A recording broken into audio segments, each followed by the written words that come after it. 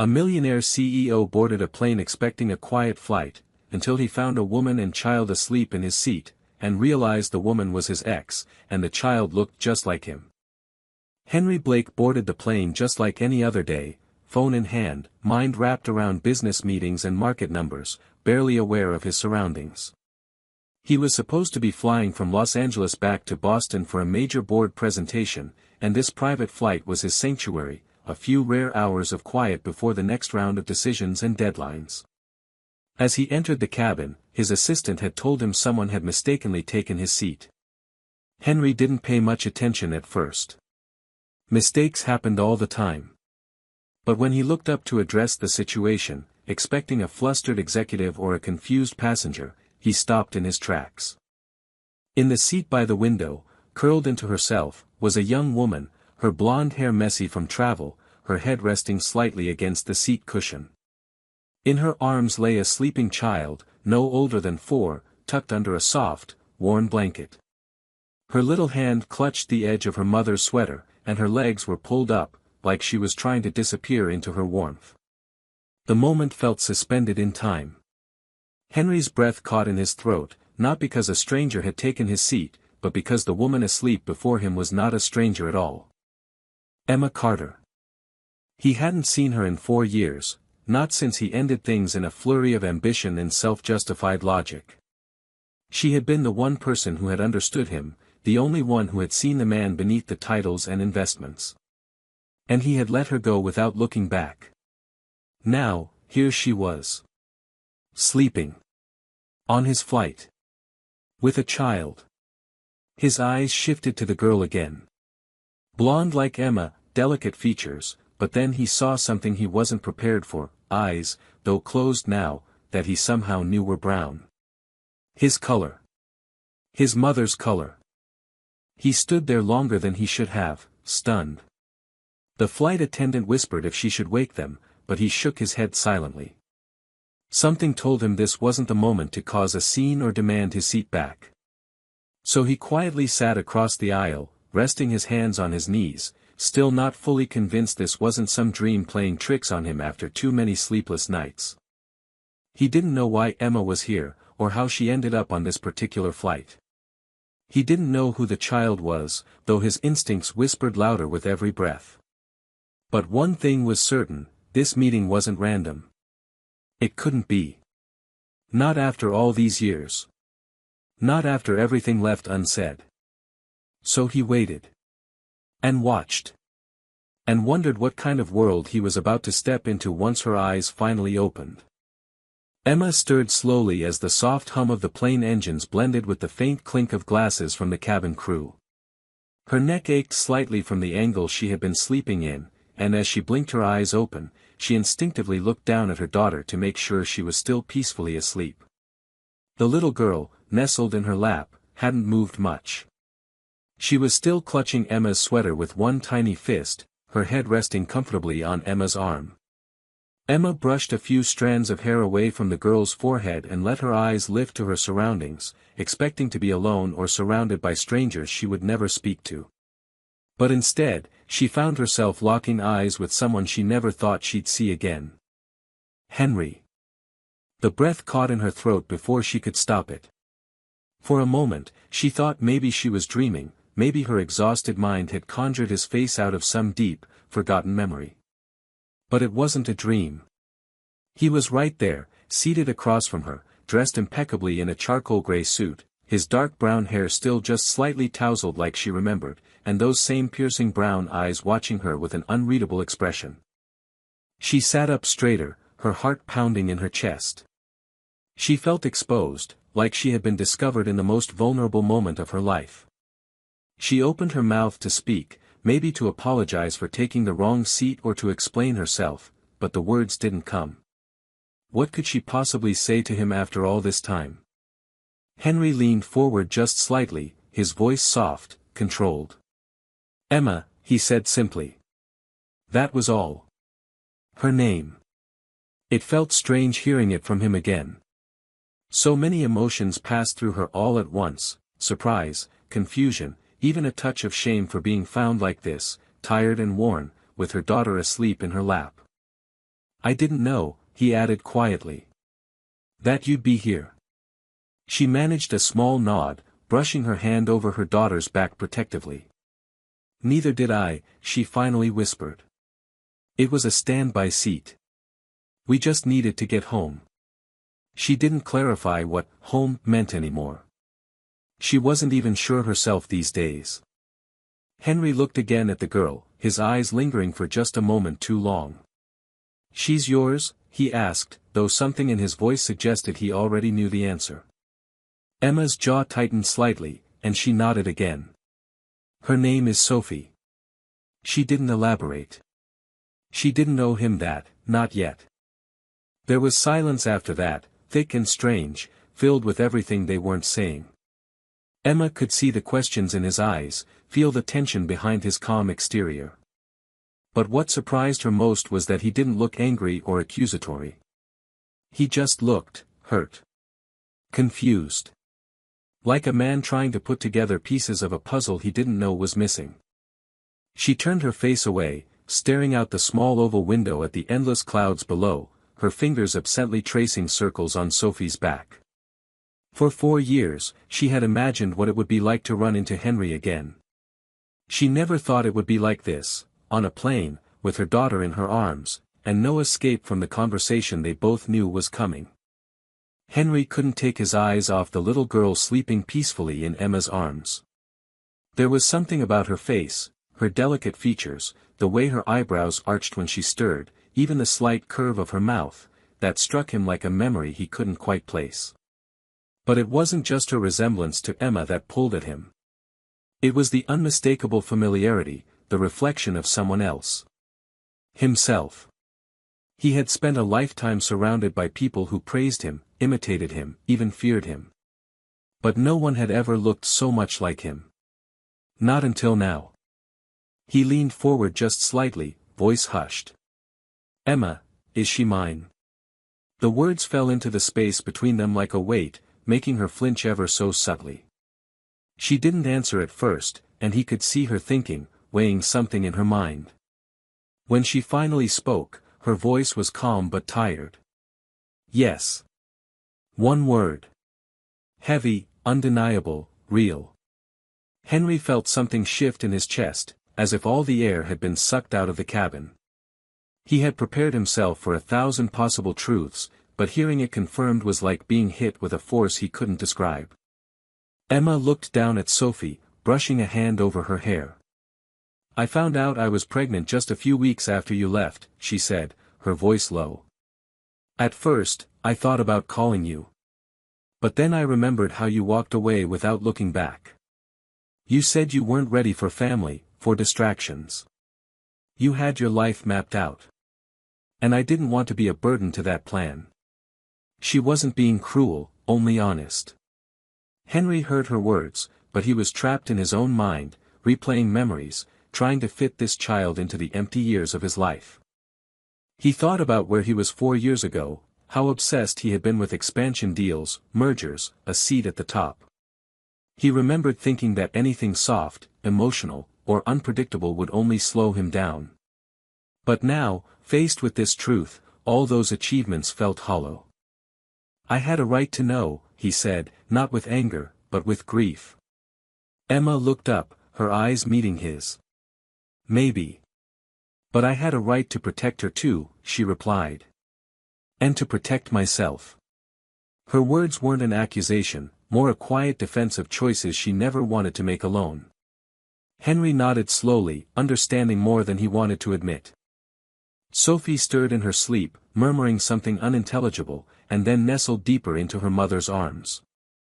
Henry's gaze softened. She's beautiful, he said, almost to himself. She's strong, Emma replied, with the hint of a proud smile. And smart. And stubborn. Like someone I used to know. They sat like that for a while, two people who once shared everything, now separated by years of silence and a child neither of them had expected. The hum of the engines filled the silence between questions still unspoken. Henry wanted to know everything, what Sophie liked, what she feared, whether she smiled in the morning or cried when the rain fell. He felt desperate to catch up on a life he hadn't known he was missing. But for now, he said nothing else. There would be time. Or at least, he hoped so. Because even though his life had been full of wealth and power, nothing had ever felt as real as the sleeping child in front of him and the woman he once loved who never stopped carrying the weight he had left behind. The plane began its descent into Boston, and the soft chime of the seatbelt sign startled Emma slightly. She shifted in her seat, gently adjusting Sophie so the little girl wouldn't wake up too abruptly. The reality of the moment was finally beginning to settle in, not just the fact that she had accidentally ended up in Henry's seat, but that she had been discovered in a way she had carefully avoided for 4 years. Emma could feel her heart pounding, not from fear, but from the sheer weight of everything that had gone unsaid for too long. Henry hadn't spoken much since her quiet confirmation that Sophie was his daughter. But his silence wasn't cold or angry, it was heavy with thought. He kept glancing at them when he thought she wasn't looking, his gaze flickering between Sophie's sleeping face and Emma's profile. Emma knew that look. It was the same one he used to have when trying to solve an impossible business puzzle, like something fragile and vital was just out of reach and he was afraid to break it by reaching too fast. As the wheels touched down, Henry finally spoke. "Where are you staying?" His voice was gentle, uncertain. Emma hesitated, then answered truthfully, "Just a motel in Quincy, not far from the hospital." He looked at her closely, processing her words. "The hospital?" She nodded, brushing a hand over Sophie's back as the child began to stir. "She's had a respiratory condition since birth. Sometimes she needs treatment we can't get locally. We come here every few months when it gets bad." She said it calmly, but there was a tremor beneath the surface, like she had grown used to saying difficult things without letting them show. Henry's fingers tightened slightly on the armrest. The thought that his daughter had been sick, suffering, and he hadn't known, hit him harder than anything else. It wasn't about blame anymore. It was about loss. Loss of time, of memories he could never get back. But more than that, it was about urgency. He wanted to do something, anything, to make it better. "Is she okay now?" he asked softly. Emma nodded slowly. "She's stable. But it's always a concern. And I'm always scared when we travel." She didn't say it for pity. She said it because it was the truth.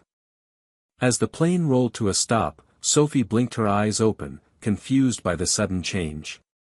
Emma leaned down and whispered reassuring words into her ear. The little girl looked up, sleepy and dazed, then noticed Henry. Her brow furrowed slightly, and she stared at him curiously. He smiled, unsure what to say, unsure whether he should say anything at all. Emma reached into her bag and pulled out a small stuffed bunny, handing it to Sophie, who clutched it instantly. Henry stood and offered to help with their bags, and though Emma resisted at first out of habit, she eventually let him take the heavier one. As they exited the plane and stepped onto the tarmac, the Boston air was cool and overcast. Emma shivered slightly. Henry took off his jacket without a word and draped it over her shoulders, then turned and offered his hand to Sophie. She looked up at him, wide-eyed, then slowly took it. It was a small gesture, but it nearly undid him. Outside the terminal, a cab was already waiting. Emma started to thank him and say goodbye, but Henry interrupted gently. "Let me take you. I have a car." She hesitated, looking down at Sophie, then back at him. He added, "Please. I'm not asking for anything. I just want to be near her. Even for a little longer." The honesty in his voice broke through the guard she had built up, and she nodded. The car ride was quiet. Sophie eventually drifted back to sleep with her head in Emma's lap, and Henry drove with both hands on the wheel, his knuckles white. At a red light, he spoke without looking at her. "Do you hate me?" The question was raw and abrupt. Emma looked at him for a long moment before answering. "No. I don't hate you, Henry. I stopped waiting. It wasn't a jab. It was just how it had been. And in a way, that hurt him more. When they arrived at the motel, Emma got out slowly. Henry followed, setting the suitcase down near the door. Before she went inside, she turned to him. "You can come by tomorrow, if you want. Sophie might like to see you again. I think, she already feels something." Henry nodded, words caught in his throat. As she disappeared into the small building with Sophie in her arms, he stood there for a long time, staring after them, feeling for the first time in years like his life was no longer entirely his own. And somehow, that thought didn't scare him at all. The next morning, Henry found himself awake before dawn, something that hadn't happened in years without an alarm or a business call dragging him out of bed. But this time, it wasn't anxiety or responsibility pulling him from sleep, it was a strange kind of anticipation, laced with a guilt that had quietly taken root the night before. He hadn't stopped thinking about Sophie, about the way her small hand had rested in his without hesitation, as if her instinct had already recognized something that had taken him 4 years to understand. She didn't know him, but she hadn't feared him either. That, more than anything, made him want to try. He spent most of the morning pacing. He wasn't sure what the right time was to visit. He didn't want to seem too eager, but the idea of waiting another day felt unbearable. By 10:30, he was parked in front of the modest motel, holding a small paper bag of pastries and fresh fruit he'd picked up from a bakery Sophie might like. He had never shopped for a child before, had no idea what she preferred, but he figured sweetness was a good place to start. Still, his hands shook slightly as he knocked on the door. Emma opened it after a few seconds, her expression neutral but not cold. She had clearly been up for a while, there were dark circles under her eyes, and her hair was tied up in a loose knot. She looked tired but not fragile. In fact, there was a kind of strength in her posture now that hadn't been there when they were younger. She didn't say much at first, just nodded and stepped aside to let him in. The room was small and plain, a single queen bed in the center and a little table by the window where Sophie was coloring quietly, legs swinging under the chair. She glanced up when Henry entered, her eyes lighting up with a recognition that startled him. "Hi," she said shyly, gripping a crayon. "Hi, Sophie," he replied gently, crouching a little so he wasn't towering over her. "I brought breakfast, if you're hungry." She looked to Emma for silent permission, and when her mother nodded, Sophie smiled and said, "Okay," hopping off the chair. They sat at the table together, Henry watching as Sophie picked out a croissant and carefully tore it into tiny pieces. She ate slowly, not messily, with the kind of care that suggested she'd been taught to make food last. Every small gesture from her told him something new, how she glanced at Emma before answering questions, how she held her crayon in her left hand just like he did, how she asked him if he had a bunny too when she brought out her stuffed animal and placed it proudly in his lap. Emma mostly watched at first, unsure of what to expect from the man who had once vanished so easily. But Henry didn't try to impress them. He didn't show off or overcompensate. He simply stayed present. He asked Sophie what she liked to draw, what her favorite cartoon was, what kind of music she liked. When she told him she liked to sing, he asked if she would someday sing for him. She nodded without hesitation. That nod undid him more than any apology ever could. After a while, Emma excused herself to take a phone call from the hospital, and Henry and Sophie remained alone. She showed him her sketchbook, flipping page after page with excitement, narrating each drawing with the clarity of someone who had created an entire world inside her head. One drawing in particular made him stop, it was of a house with 3 windows, and 3 stick figures. One was her. One, he assumed, was Emma. And the third had brown hair and was labeled, "Maybe Dad." He stared at it for longer than he should have, and when he looked up, Sophie was watching him carefully. "Is that you?" she asked, tilting her head. Henry nodded slowly. "I think it might be." She smiled at him, and it wasn't a big smile, but it was the kind of smile that felt like a door opening. When Emma returned, Henry stood and gently handed Sophie a folded note he'd written while she wasn't looking. "You don't have to read it now," he said to Emma. But I wanted to say everything I never said before.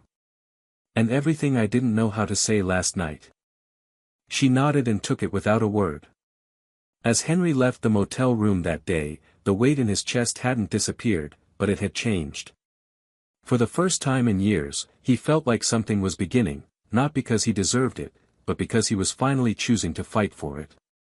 Emma didn't open the letter right away. She kept it in her pocket all afternoon while she took Sophie to her hospital appointment, answered questions from doctors, and held her daughter's hand through the same tests they'd done too many times before. But that night, after Sophie had fallen asleep beside her with her bunny tucked under her chin and the blanket pulled up to her nose, Emma sat by the dim motel lamp and slowly unfolded the paper. Henry's handwriting hadn't changed, it was still slightly slanted, with sharp lines and a certain rhythm to the letters. She read the first few lines twice before her heart caught up to the words. He hadn't written a formal apology. Instead, he had written honestly. He told her how lost he had felt for years without knowing it, how he had tried to fill the silence with power and progress, how everything he thought mattered had suddenly felt meaningless the moment he saw Sophie's face. He admitted that he had been selfish back then, not because he didn't care, but because he was afraid to care too much. And in that fear, he had walked away from the only thing that had ever made him feel human. Emma wiped her cheek once, then again, not realizing she was crying until the letter blurred. It wasn't just what he had written, it was the fact that she believed him. He had changed. She'd seen it in his eyes, in the way he looked at Sophie, in how gently he moved through their fragile space, never pushing, never demanding. Just present. She folded the letter and set it on the nightstand, then turned off the light and curled beside her daughter, unsure of what the next day would bring, but no longer filled with dread. The next morning, Henry was there again. He knocked gently and waited with coffee for her and a small box wrapped in tissue paper for Sophie. This time, Emma didn't hesitate. She opened the door and smiled. Sophie ran to him, her arms wrapping around his leg as if she had been doing it her whole life. Emma couldn't help but laugh through the tightness in her throat.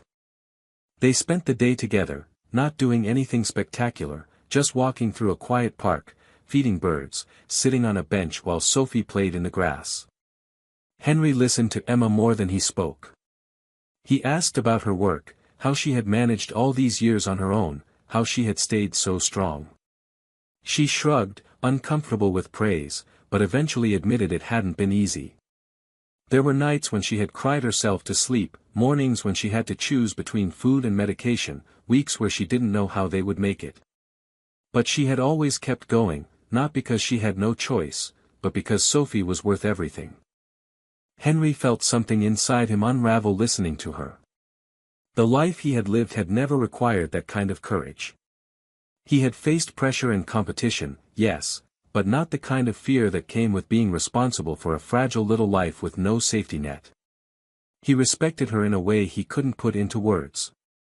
That afternoon, as the sun dipped low in the sky and the breeze picked up, Sophie climbed into Henry's lap and held his face in her small hands. "Are you going to come back tomorrow?" she asked, her voice barely above a whisper. He swallowed hard. "If you want me to." She nodded once and rested her head against his chest. Emma watched them with a mix of awe and fear. She hadn't expected this. Not just his return, but his softness. His openness. His willingness to take every step carefully, as if he knew how easily trust could break. As they returned to the motel, Henry paused at the door. "Emma," he said quietly, "I don't want to walk away again. I don't know what this means yet, or how it's supposed to work, but I know that I want to be in her life. And yours. If you'll let me."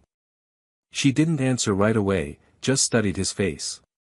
Then, instead of responding with words, she opened the door and stepped aside.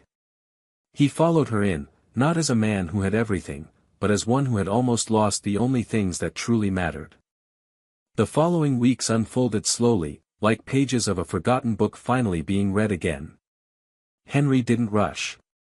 He showed up every morning at the motel, sometimes with breakfast, sometimes with just a smile and a gentle knock. Sophie would greet him like she'd known him forever, her arms wrapping around his legs or her face lighting up as she pulled him inside. Emma watched all of it with cautious hope. She had spent so long building a world where she didn't rely on anyone, where it was just her and Sophie against everything. But now, someone else had stepped into that world, not by force, but by quiet persistence. One afternoon, while Sophie was napping, Henry and Emma sat outside on the small bench near the motel's parking lot. The air was warm, but the shadows were long, and the breeze smelled faintly of spring. Emma sipped from a paper cup and looked out across the street. "You're not the same person," she said quietly, not looking at him. "You used to be so controlled. Cold. Focused like a machine." Henry laughed under his breath, not out of offense but recognition. "I thought that was how success worked," he said. "Keep your head down. Keep your heart shut. Emotions were for people who could afford to be distracted." Emma turned to him. "And now?" He didn't answer right away. Instead, he looked toward the motel room where Sophie was sleeping. "Now I think success is having someone to miss when they're not around. Someone who waits for you. Someone whose smile actually changes something inside you."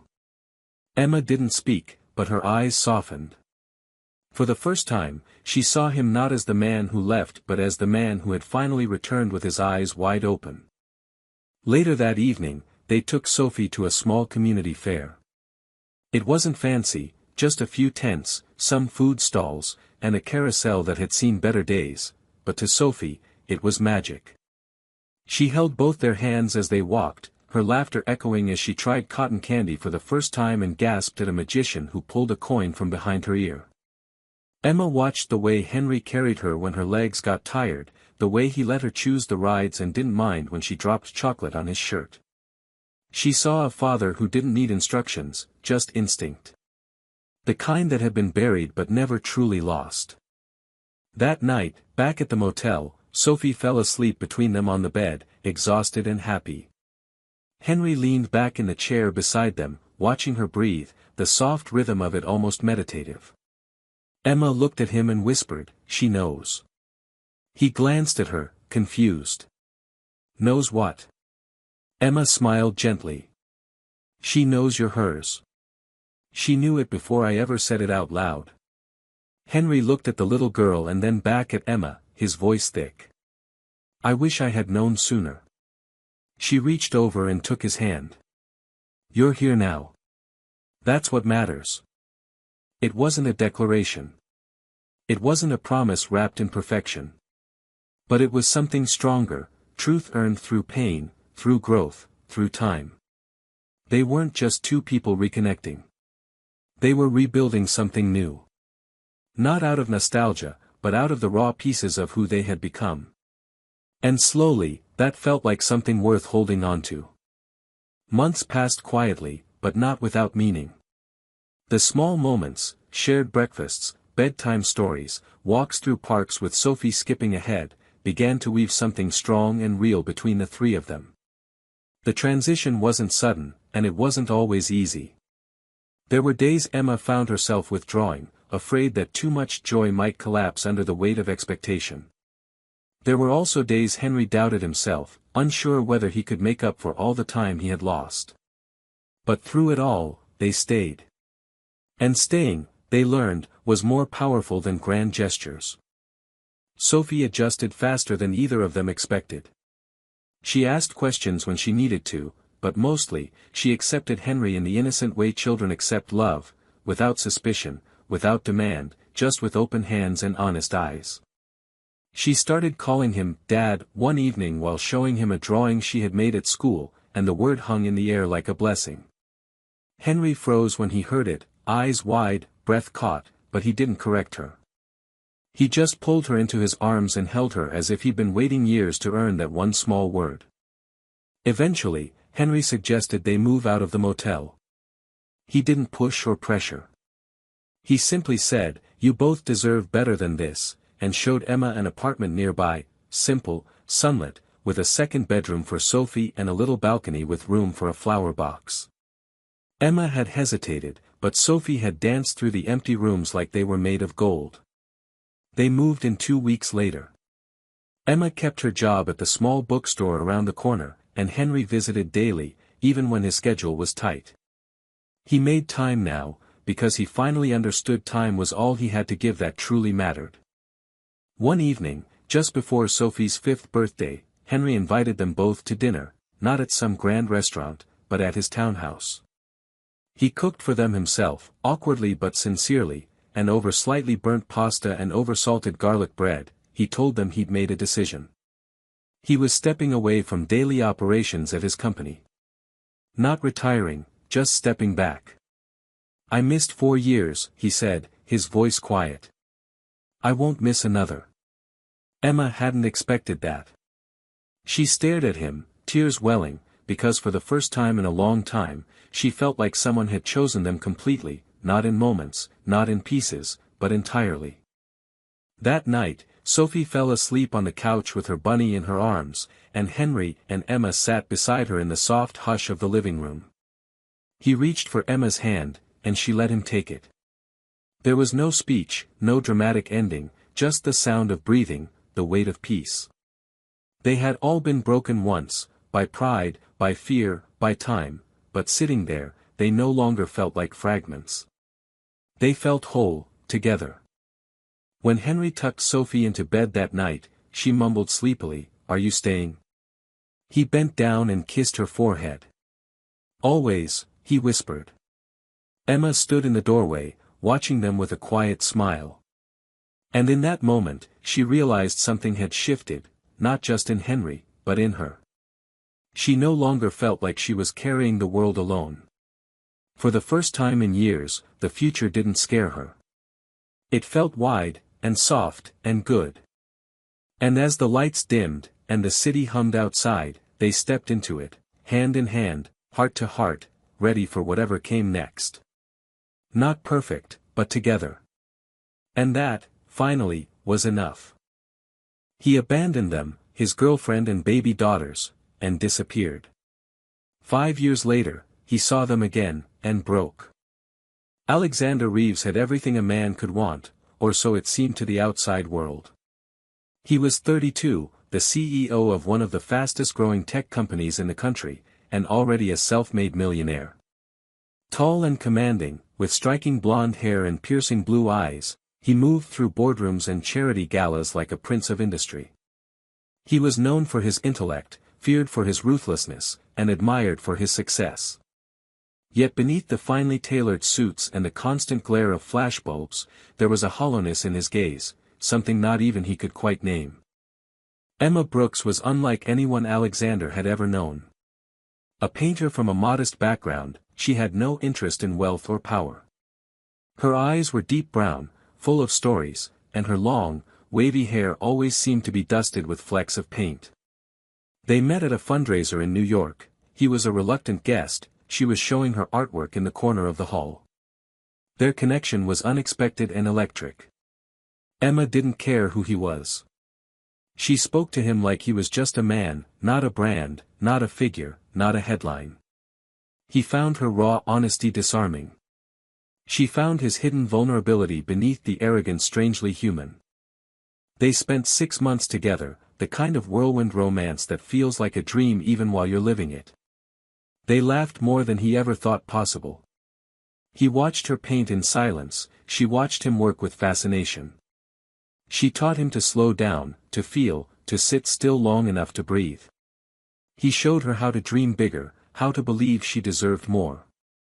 It wasn't perfect, he was cold at times, distant without explanation. There were days he pulled away, moments when he stared too long at nothing. But Emma believed in the good she saw in him, and Alexander clung to the light she brought into his life, even if he didn't understand it. Then Emma found out she was pregnant. With twins. She was terrified and overjoyed all at once. When she told Alexander, his reaction was like a thunderclap in the middle of a clear sky. He stared at her as if she had betrayed him, as if she had shattered something sacred. He didn't raise his voice. He didn't curse or accuse. He just went silent. Completely, terrifyingly silent. For the next few weeks, he drifted further away. He missed doctor's appointments. He stopped returning her texts. When the girls, Sophia and Lily, were born, he came to the hospital only once. He held them for a moment, said they were beautiful, and left without saying goodbye. When the twins were 4 months old, he vanished entirely. One day he was there, distant but present, and the next, he was gone. No calls. No support. No explanation. Emma searched for him, even drove to his company once, only to be turned away at the front desk like a stranger. A few weeks later, a lawyer contacted her on his behalf with a single message: there will be no involvement. No further contact. Along with the message came a lump sum of money, sent as if it could buy her silence, as if it could erase their story. Emma never touched the money. She packed away every photo of him, every reminder, and focused on surviving. Alexander Reeves disappeared from their lives like a ghost, leaving behind 2 tiny girls who would never know their father and a woman who had trusted a man who turned out to be colder than winter. The early days after Alexander's disappearance were the hardest of Emma's life. At 26, she found herself alone in a 1-bedroom apartment with 2 newborns and no job, no savings, and no family to lean on.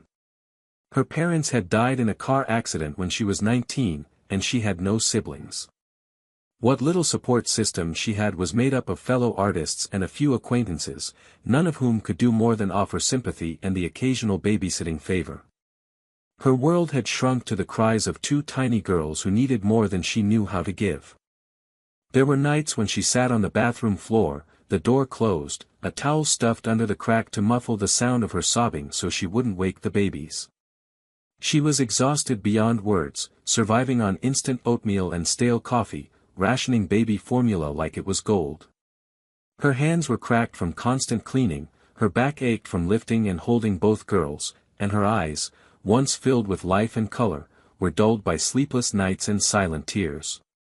But no matter how tired she was, no matter how overwhelmed she felt, she never let it show when she was with Sophia and Lily. When they looked at her with their round blue eyes, she smiled. She kissed their foreheads and whispered promises she wasn't sure she could keep, that they would be okay, that life would be better, that they would never feel unwanted.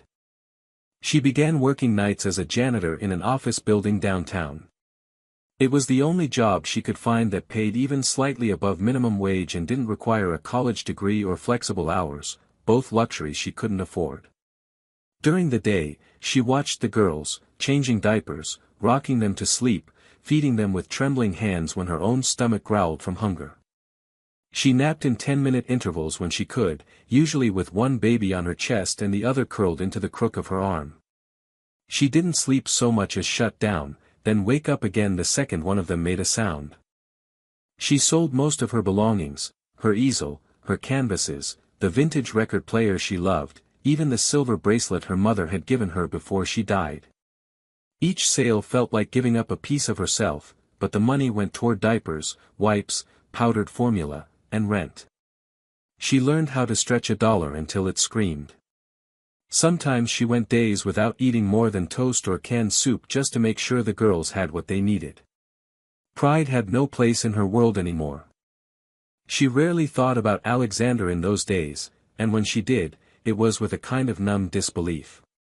It was hard to reconcile the man who had once held her hand and traced the outline of her jaw with the man who had abandoned his daughters without looking back. She told herself over and over that she didn't need him, that the girls didn't either. But there were moments, quiet, lonely moments at 3 a.m. with one baby wailing and the other burning with fever, when she wondered how he could live with himself, knowing what he'd left behind. In time, she found small pockets of strength. A kind woman at the corner deli started saving her leftover bread and milk. A retired neighbor in her building offered to watch the girls for an hour each afternoon so Emma could take a nap or walk outside. These gestures became lifelines, little reminders that not all people were cruel or selfish. Slowly, she started to rebuild. She took on a second job at a cafe on weekends, bringing the girls with her in a double stroller and letting them nap in the back while she cleaned tables and refilled coffee pots. Her fingers ached from overuse, her eyes burned from lack of sleep, but her spirit, though battered, did not break. What she couldn't give the girls in material comfort, she gave them in love. She read to them constantly, even when they were too young to understand the words. She sang to them while folding laundry, made silly faces to make them giggle, and kept a journal where she wrote letters to each of them, chronicling their milestones, their personalities, their laughter.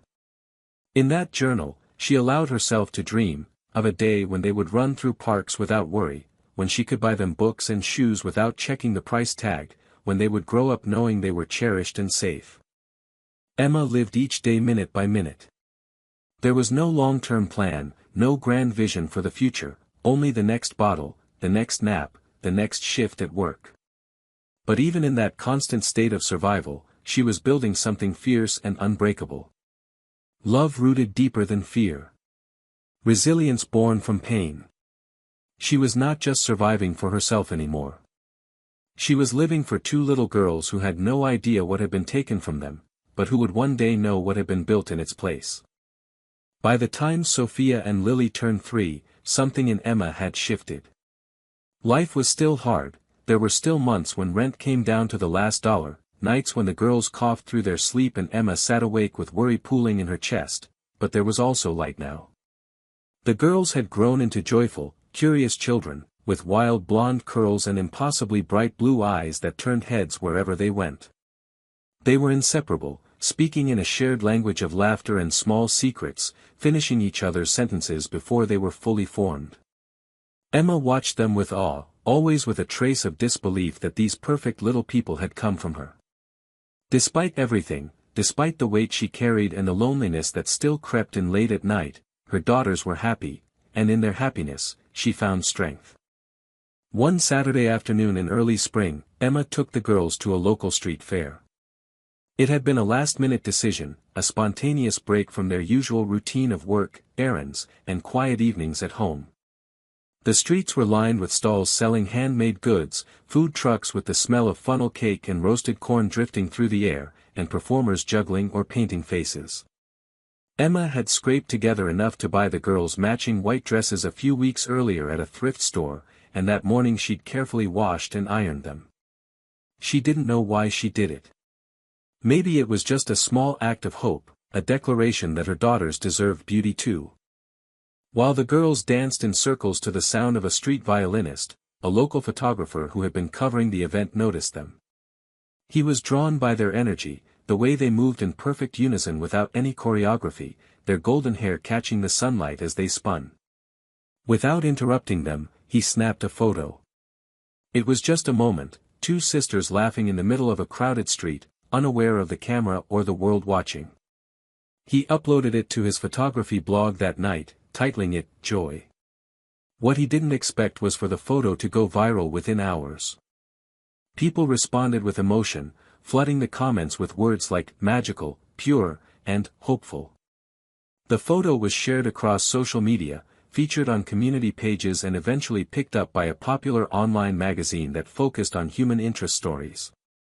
Emma only found out about it when her friend from the cafe called her in a frenzy, saying, "I swear I just saw your girls on the front page of the internet." At first, Emma panicked.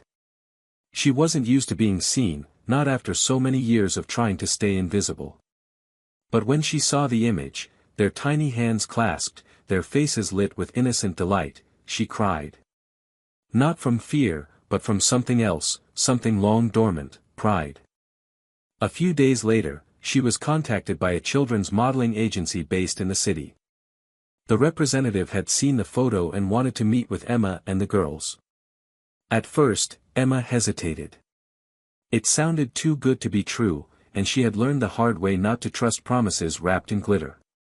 But the agency was legitimate, professional, and kind. They offered her full control, no pressure, and the opportunity to make real money, money that could change everything. The girl's first job was a simple ad for a clothing brand that specialized in sibling outfits. The photo shoot was set in a sunlit studio filled with plush toys and colorful props. Emma stayed beside them the entire time, never letting them out of her sight. To her surprise, Sophia and Lily took to the camera naturally, giggling and playing without fear, reacting to the photographer like it was all just a game. The brand loved them. Other offers followed. It wasn't long before Emma was able to leave her cleaning job and reduce her hours at the cafe. For the first time, they had breathing room, enough to pay rent early, to buy fresh fruit without calculating cost per ounce, to replace the girls' worn shoes with new ones that actually fit. She still lived cautiously. Every time she deposited a check, she did it with the haunted awareness that it could all disappear as suddenly as it had arrived. But she also began to allow herself small indulgences. She bought new art supplies and began painting again during the girls' naps. At first, her hands were stiff, her strokes hesitant, as if she had forgotten the language of color. But then the muscle memory returned, and with it, a flood of emotion she had long held back. Her first new painting was of the girls at the street fair, recreated from memory. She titled it, "Still Spinning." Emma also started keeping a portfolio again. Nothing public, just a folder on her desk with scanned images of her work. It felt like planting seeds she wasn't sure would bloom, but the act alone made her feel alive. When the girls asked her to tell them stories, she began inventing picture books on the spot, narrating tales of brave princesses who didn't need rescuing, of twin sisters who crossed forests and tamed dragons with kindness. Sometimes, she sketched the characters afterward, tucking the drawings into the back of her journal. Life wasn't easy, not by any means. There were still bad days, tantrums, fevers, bills she forgot, moments of doubt so loud they echoed. But now, there was something else too, possibility. A future she could imagine without panic. She no longer walked with her head down, no longer avoided mirrors or the faces of strangers. Something had shifted. She had not only survived, but begun to build. And it all started with a single photograph, a moment of unfiltered joy that the world happened to witness. Alexander Reeves hadn't thought about Emma or the twins in years. Not in any real way. On the rare occasions their names passed through his mind, it was more like a dull echo than a memory, as if they had happened to someone else in another life. He had buried that chapter so deeply that it might as well have never existed. In his world, there was no room for hesitation, no time to revisit the past. Business had taken over everything. His company had doubled in value since the year he walked away, and he now spent his days flying between cities, closing deals, shaking hands with billionaires, and standing under lights that never quite warmed him. Every aspect of his life was calculated, curated, and efficient. The people closest to him were assistants and publicists. The closest thing he had to family was his driver. One Thursday evening, at a charity gala in Manhattan, his carefully constructed distance was shattered. The event was a high-profile art showcase supporting children's literacy, something his PR team had urged him to attend for the sake of optics. He arrived late, dressed in his usual sharp black suit, prepared to make an appearance and leave without lingering. The gallery space was white and minimal, dotted with children's illustrations, many of them playful and colorful. He moved through the crowd with practiced indifference until he stopped in front of one particular painting that made the air catch in his lungs. It was a watercolor piece, soft and dreamlike, depicting two small girls holding hands in a sunlit street, laughing under strings of carnival lights. Their dresses were white. Their golden hair fell in soft curls. Their eyes, bright, clear, unmistakable, were blue. The painting wasn't signed, but the placard below read, "Sophia and Lily Brooks, by E. Brooks." He stared at the names. The world seemed to tilt slightly beneath him. He tried to walk away, but couldn't. He stood there for too long, people passing by without noticing that the man with the perfect posture had turned to stone. 1,000 thoughts surged through him, but none could take shape. He found himself searching the crowd, scanning every woman's face, hoping he wouldn't find her, and terrified he might. Emma. He hadn't said her name aloud in 5 years.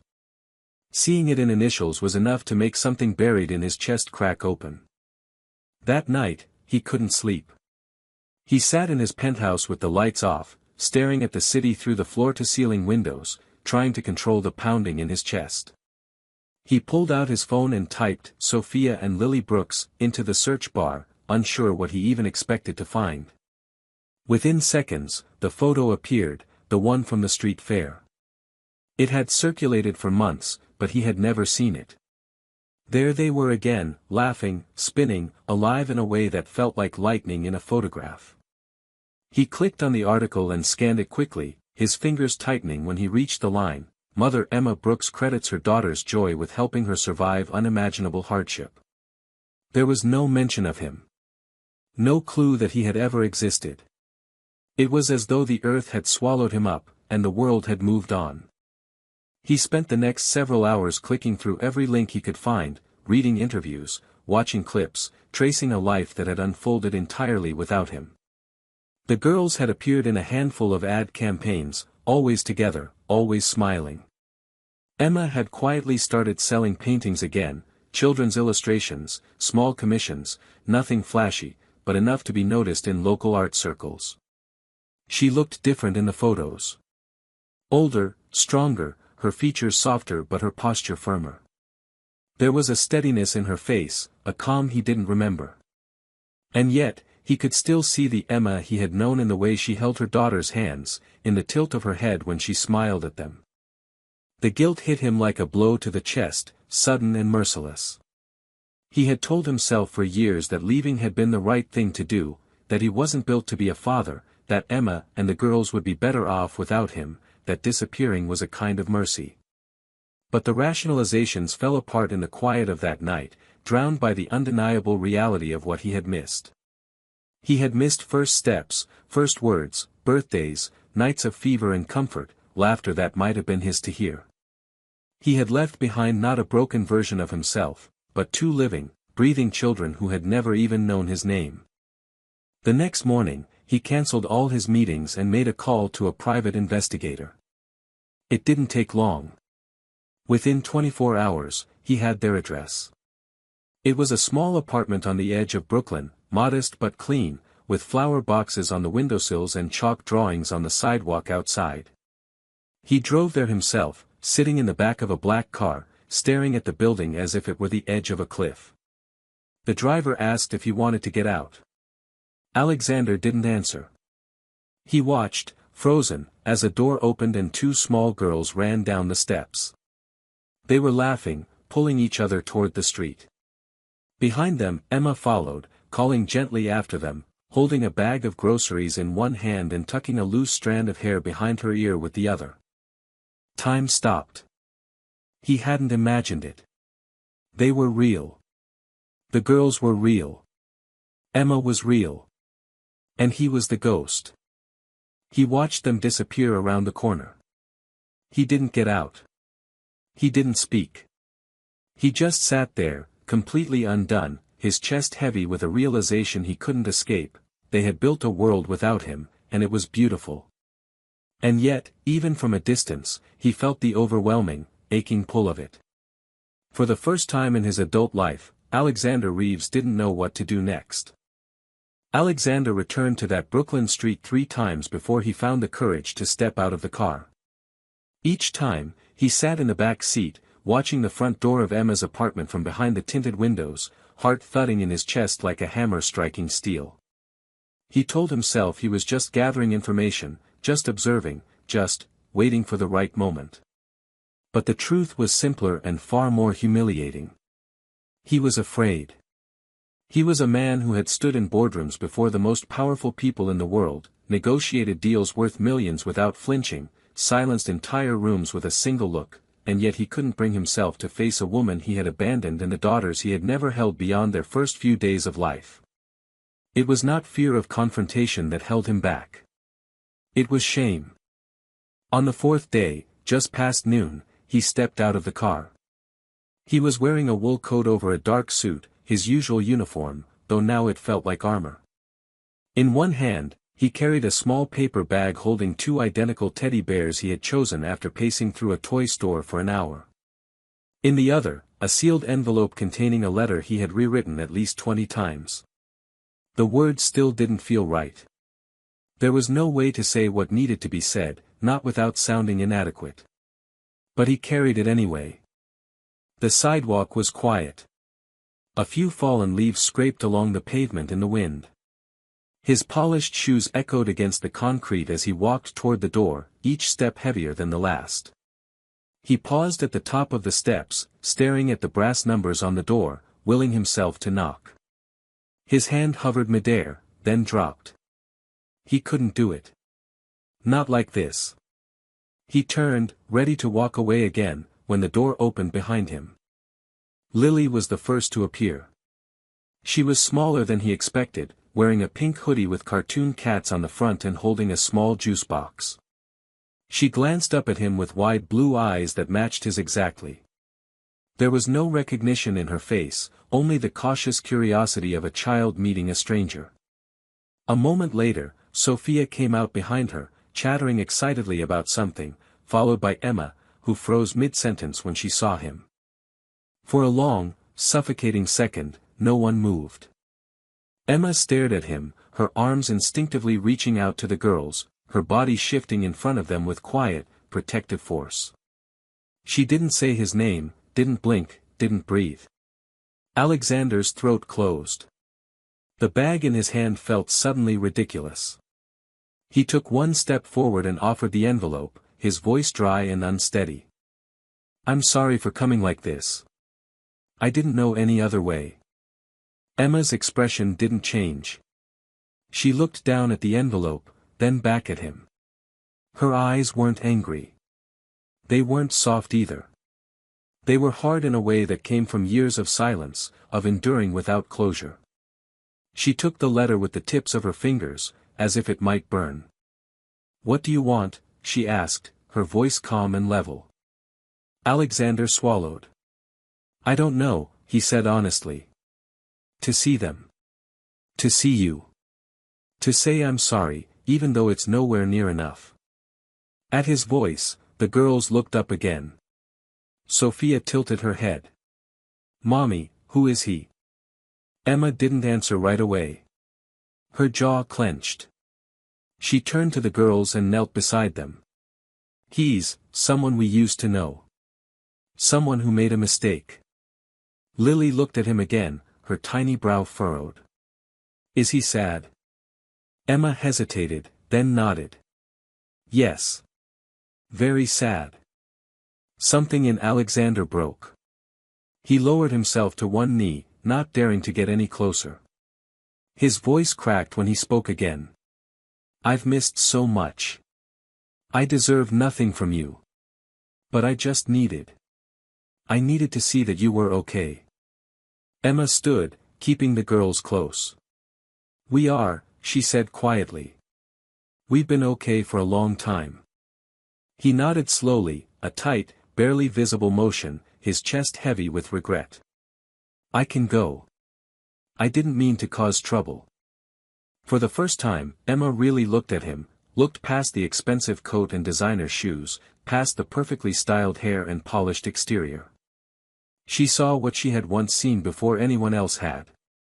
She saw the trembling edges of a man unraveling. "No," she said, surprising herself. "You don't get to walk away again. Not this time." He looked up at her, startled. "You want to see them," she said, her voice low. "You want to be something in their lives. Then you show up. You prove it. You earn it. Because they don't know who you are. And I'm not going to let you hurt them again." He nodded, eyes glistening. "I'll do anything." "I'm not promising you a place," she said, stepping back. "You're not their father just because you share their blood. You have to become one." "I know," he whispered. Emma looked down at the teddy bears in his hand, then at the girls. "You can leave those on the porch." Alexander carefully placed the bag beside the steps. Then he turned and walked back toward the car, not knowing if he would ever be allowed inside that world again, but knowing he would return. Not as a CEO. Not as the man he had been. But as someone willing to do the work, however long it took. And as he climbed into the car, wiping a tear that had escaped without permission, he realized that for the first time in years, he didn't feel like a ghost. He felt human. And maybe, just maybe, that was a beginning. The weeks that followed were anything but simple. Emma didn't invite Alexander back into their lives. She didn't forgive him overnight, nor did she hand over access to the girls simply because he had shown up with a remorseful expression and a letter full of regrets. Her trust was not something he could reclaim with a visit or a gift. It had been shattered 5 years ago, and she had spent every day since then learning how to live without expecting anyone to pick up the pieces. What Alexander had done, walking away when their daughters were only 4 months old, was not a mistake easily glossed over. It had been abandonment in its most complete form. And though her wounds had scarred over, the ache still lived just beneath the surface. What changed, however, was that Emma now saw the pain in him too. Not as a justification, not as a redemption, but as a doorway. He showed up again 2 days later, this time without flowers, without letters, without gifts. Just himself. He stood on the same step, waiting patiently, and when Emma opened the door, he simply asked, "Can I talk to someone? A therapist? A counselor? Whatever it takes. I just want to understand how to do this right." She was stunned by the sincerity of his tone. She didn't answer at first, but something in her finally allowed her to nod, just once, before closing the door. That was how it began. Emma filed for full legal custody shortly after. It wasn't revenge. It was protection. She wasn't sure if Alexander would keep coming, and she wasn't going to gamble her daughter's safety on someone who had already proven how easily he could disappear. He didn't fight it. In fact, he offered to pay for every legal expense. He signed every document, admitted to every failure, and when the court date arrived, he sat there quietly, listening as Emma's lawyer laid out the history of abandonment in exacting detail. His own attorney had advised him to contest, or at least to negotiate partial visitation. But Alexander refused. "She's right," he said in a statement to the judge. "She's done everything. I wasn't there. I don't get to make demands." The media caught wind of the story, of course. A high-profile millionaire CEO being sued for child support by a single mother with 2 photogenic daughters was too tempting a narrative to ignore. The headlines were brutal: tech tycoon's secret family, millionaire dad abandoned twins, mom raises daughters alone, now he wants back in. Reporters stalked Emma's building. Cameras waited outside her job. Strangers online picked apart her parenting, speculated on her motives, called her both a saint and a gold digger. Through it all, Emma remained silent. She issued no statements. She refused all interviews. Her priority was protecting Sophia and Lily, shielding them from a world that had no right to their story. Alexander, to his credit, never spoke to the press either. His PR team begged him to release a carefully worded apology, to spin the story into something digestible and forgivable. He fired them. Then he took the money he would have spent on damage control and donated it, quietly, without announcement, to a non-profit that provided support for single mothers and children in foster care. He also started attending therapy, 3 times a week, with a specialist in parental trauma and family reintegration. He didn't tell Emma this. He wasn't trying to earn points. He was trying to become someone his daughters wouldn't be ashamed to meet. Slowly, cautiously, Emma allowed a sliver of contact. It began with supervised meetings at a neutral facility. The girls were told that Alexander was a friend, someone who cared about them. They were curious, open-hearted, without the weight of history to cloud their view. At first, Alexander sat stiffly on the edge of the playroom rug, overwhelmed by the smallness of their voices and the bigness of his own guilt. But children are strange and generous creatures, and they accepted him with surprising ease, asking him to help build block towers, play memory card games, and read books with silly voices. He followed their lead, never pushing, never correcting, never once referring to himself as their father. He was just Alex. The man with the tired eyes and the careful smile. Emma watched everything. She was never more than a room away. And while her heart remained guarded, she could not deny what she saw. Alexander was trying, not performatively, not for attention, but with a quiet desperation that suggested he was terrified of being given this chance and ruining it. He asked questions. He listened. He never once tried to rewrite the past or diminish the pain. And when the girls started referring to him as our Alex, it was Emma who felt her chest tighten with a feeling she hadn't let herself feel in a long time, reluctant hope. There were setbacks, of course. Times when the girls asked why he hadn't been there when they were babies, and Alexander's voice faltered trying to explain. Times when Emma nearly told him to leave again, when the weight of old wounds threatened to drag her under. But he kept coming back. Not with promises, not with apologies, but with presence. He showed up. Rain or shine, tired or overwhelmed, he never missed a session, never asked for more than he was given. In court, he was officially granted limited visitation, contingent on continued therapy and supervised engagement. He accepted it all with the quiet dignity of a man who had lost something precious and was learning how to earn it back piece by piece. The judge noted, on record, the extraordinary growth and accountability Alexander had demonstrated, a rare thing, he said, in cases like these. For the first time in 5 years, there was no longer silence between them. There was pain, yes, and distance, and many things left unsaid.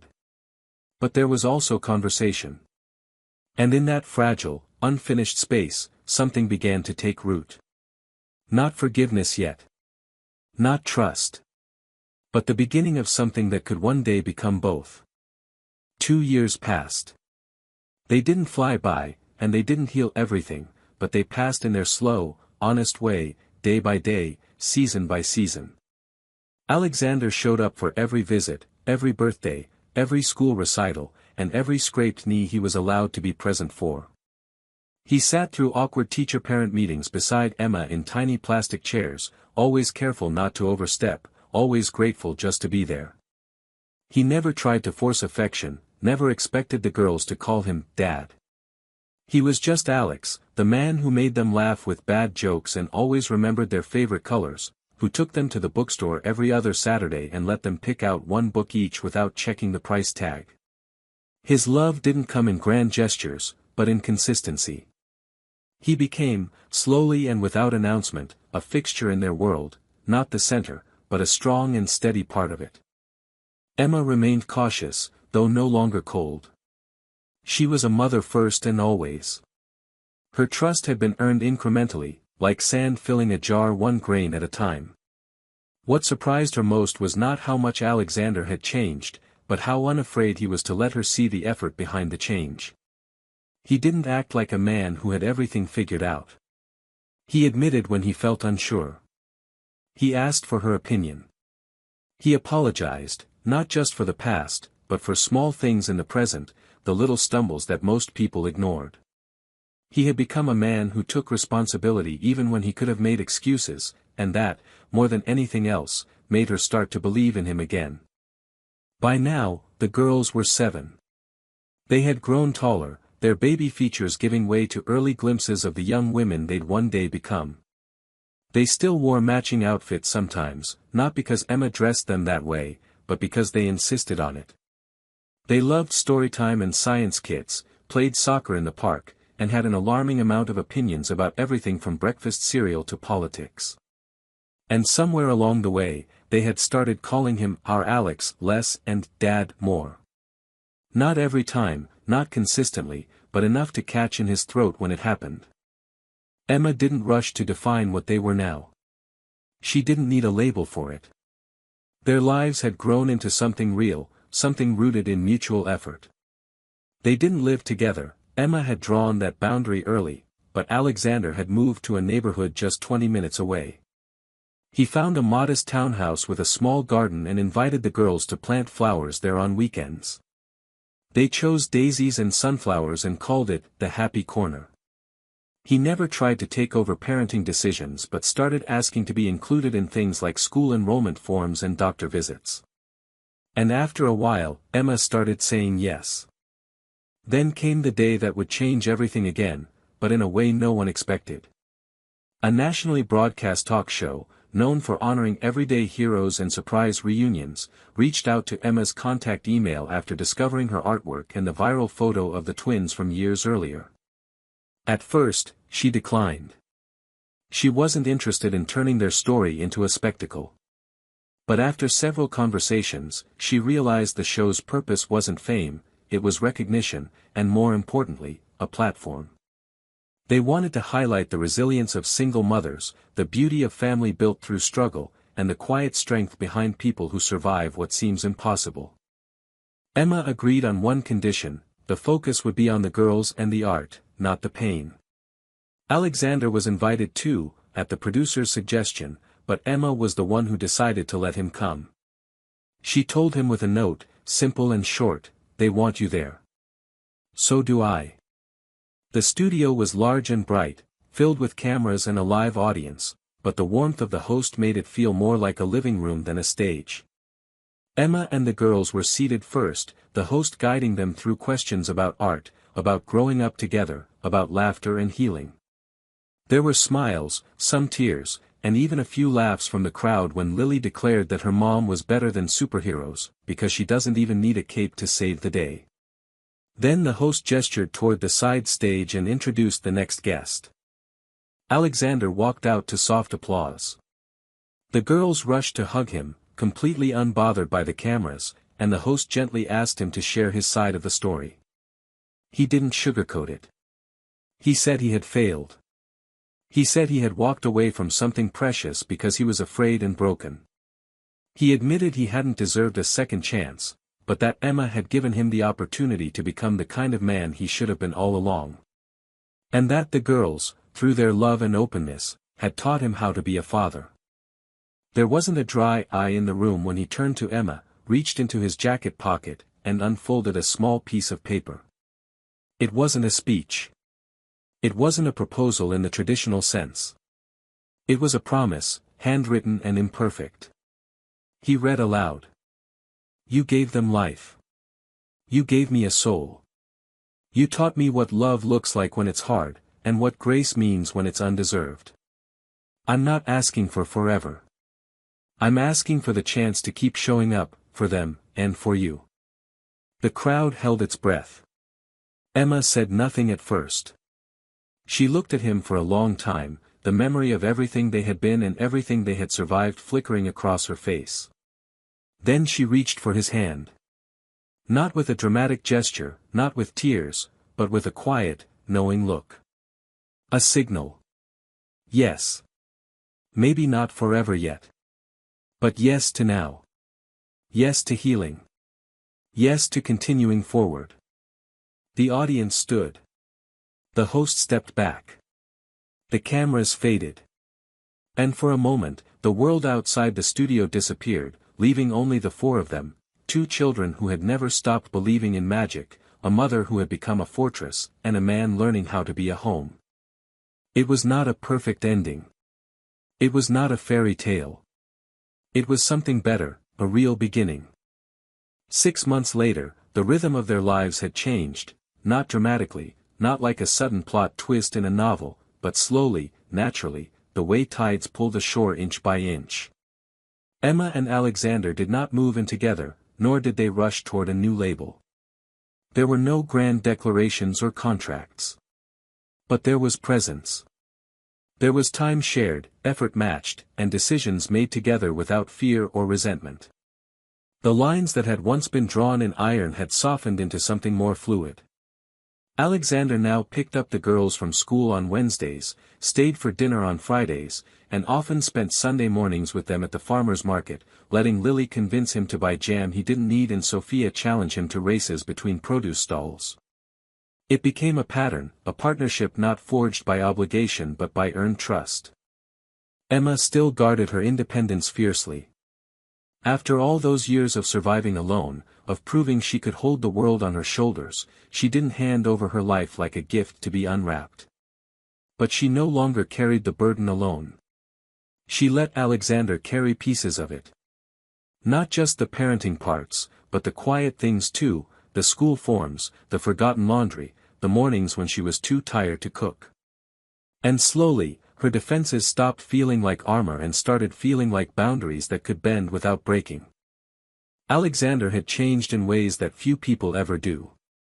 He still ran his company, still wore expensive suits, still held meetings with investors and developers, but there was something unshakably different about him. He no longer operated from a place of detachment. He spoke less like a man in control and more like a man paying attention. He had made himself into a listener. He had learned to say, "I don't know," and "you were right," and "I'm sorry," not out of weakness, but out of a deep respect for the life he had once walked away from and now was honored to be allowed back into. The man who had once vanished without a word now stayed, when it was inconvenient, when it was painful, when it required patience and humility. And the girls noticed. Children are always watching, even when they don't understand. Sophia began drawing pictures of their family with 4 figures instead of 3. Lily started calling him Dad in casual conversation, not asking permission, not making a ceremony of it, just claiming the word like it had always belonged. Emma continued painting. Her work had gained quiet recognition after the talk show aired. Small galleries reached out. A few publishers asked if she would consider illustrating children's books.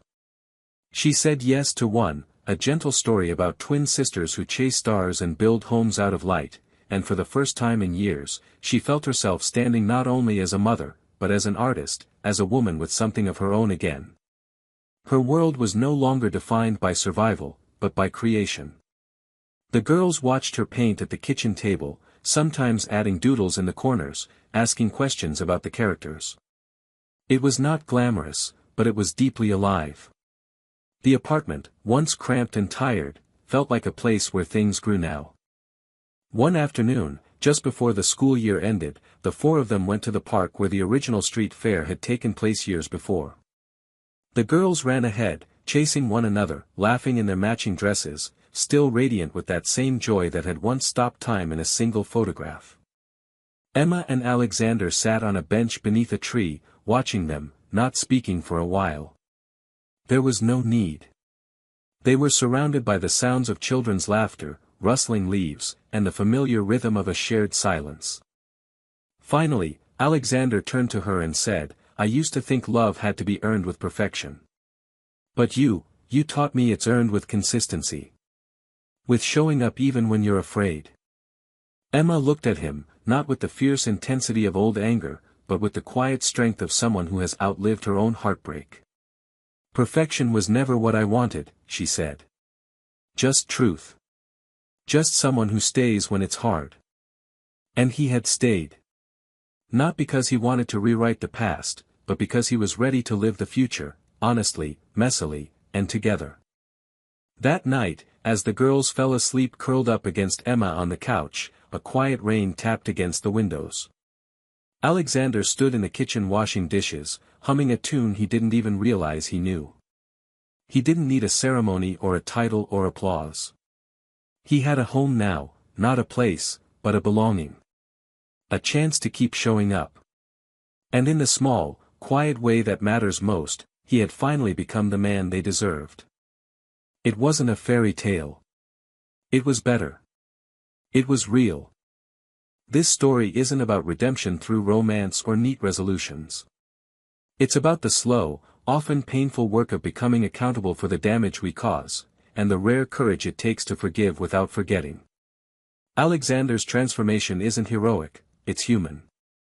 He doesn't earn a fairy tale ending because he returns, he earns it because he chooses, again and again, to stay when it's uncomfortable, humbling, and hard. And Emma's strength lies not only in her survival but in her refusal to let bitterness define her. She protects, she builds, and eventually, she lets light back in, not because she needs saving, but because she recognizes when someone finally learns how to love the right way. The real beauty of this ending is that it doesn't promise perfection. It promises effort. And sometimes, that's the most honest and powerful kind of love there is.